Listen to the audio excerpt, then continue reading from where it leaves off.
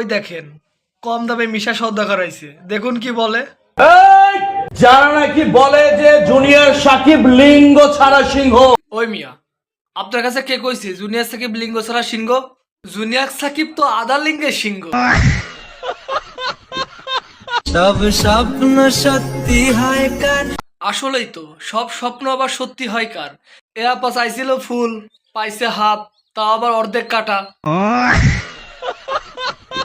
তবে জুনিয়র সাকিবের কাছে আমার একটা প্রশ্ন আছে।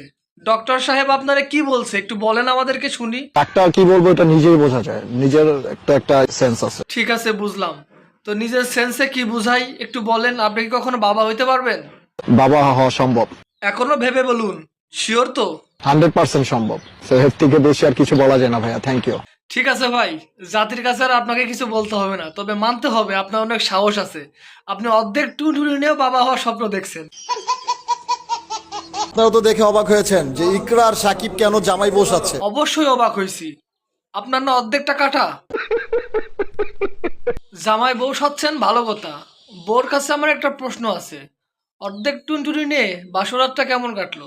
অনেক ভালো লাগছে। অনেক ভালো লাগছে কিন্তু আমার ওয়াইফের কাছে। আর সবাই বলে তুমি নাকি আমাকে ছেড়ে চলে যাবা। কখনোই ছেড়ে যাব না। এটা একেবারে ঢা ভরা পড়া মিথ্যে কথা বললো। নেক্সটে অনেক ভালো ভালো ভিডিও আসবে, অবশ্যই সবাই ফলো করবেন, পাশে থাকবেন। ধন্যবাদ।